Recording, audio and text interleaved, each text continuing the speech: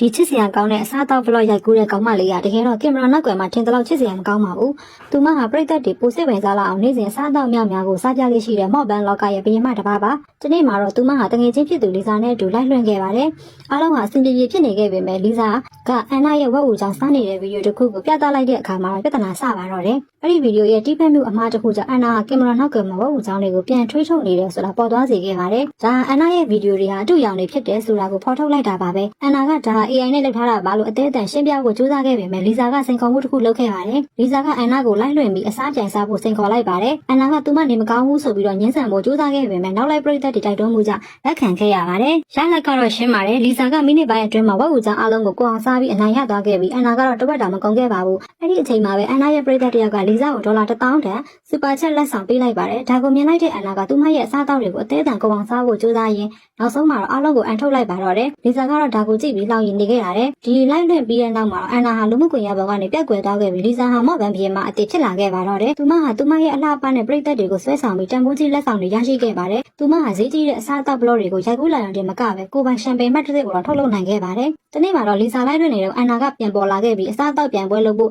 စိန်ခေါ်ခဲ့ပြန်ပါတယ်။လီဇာကတွန့်ဆုတ်နေခဲ့ပေမဲ့ပရိသတ်တယောက်ကနိုင်ရရှိသူကိုဒေါ်လာ3သိန်းပေးမယ်လို့ကြေညာလိုက်တဲ့အခါမှာတော့လီဇာလောဘစောတိုက်ပြီးစိန်ခေါ်မှုကိုလက်ခံလိုက်ပါတယ်။ပထမအကြော့ဒုတိယအခု30စားရမှာဖြစ်ပြီး2ယောက်သေးကြခဲ့ပါတယ်ဒုတိယအကြော့တက်ကြော်4ပေါင်စားရမှာဖြစ်ပြီးဒီခါမှာတော့အန်နာကအလွယ်တကူစပြတ်သွားခဲ့ပါတယ်တတိယအကြော့စတင်ချိန်မှာတော့လီဇာဟာဆယ်မွန်5အစိမ်းတွေကိုသူမရဲ့ပါးစပ်ထဲအတင်းကျပ်ထိုးထည့်ခဲ့ပါတယ်လီဇာတစ်ဝက်ပဲစားရသေးတယ်အန်နာကအားလုံးကိုစားပြီးသွားပါပြီအဲ့ဒီနောက်မှာတော့အန်နာကလီဇာဟာအဲ့ဒီနေ့ကသူမကိုအဆက်ခွဲခွဲရုံနေမကပဲကိုထိလက်ရောက်ကျူးလွန်ခဲ့တာတွေပါဖွင့်ချလိုက်ပါတယ်ပရိသတ်တွေကချက်ချင်းပဲအန်နာဘက်ကိုကူးပြောင်းသွားခဲ့ပြီးလီဇာကတော့ပြန်ပွဲကိုဆက်လက်ပြန်ခဲ့ပါတယ်နောက်ဆုံးမှာတော့လီဇာအားလုံးကိုအန်ထုတ်လိုက်ရပြီးလိုက်ကိုအဆုံးသတ်လိုက်ရပါတော့တယ်နောက်ဆုံးမှာတော့အန်နာရရှိသွားခဲ့ပေမဲ့တုံလုံးစီကအမှန်တရားတစ်ခုပေါ်ပေါက်ပါတယ်။အန်နာရဲ့ခန္ဓာကိုယ်ကအရင်လိုတွယ်လျက်မနေတော့ပါဘူး။သူမဟာသူမရဲ့စုဆောင်းထားသမျှငွေအားလုံးကိုတုံးပြီးသူမရဲ့အဆိုင်ကိုနွားတစ်ကောင်ရဲ့အဆိုင်ရွယ်အစားလောက်ဖြစ်သွားအောင်ခွဲစိတ်ပြပြမှုတွေလုပ်ခဲ့ပါတယ်။ဒါဟာ online ပေါ်မှာလူတီများကြော်ကြားနေဖို့အတွက်လူတွေဟာဘယ်တိုင်းတာအထိလှုပ်ဆောင်နိုင်လဲဆိုတာကိုပြသနေပါတော့တယ်။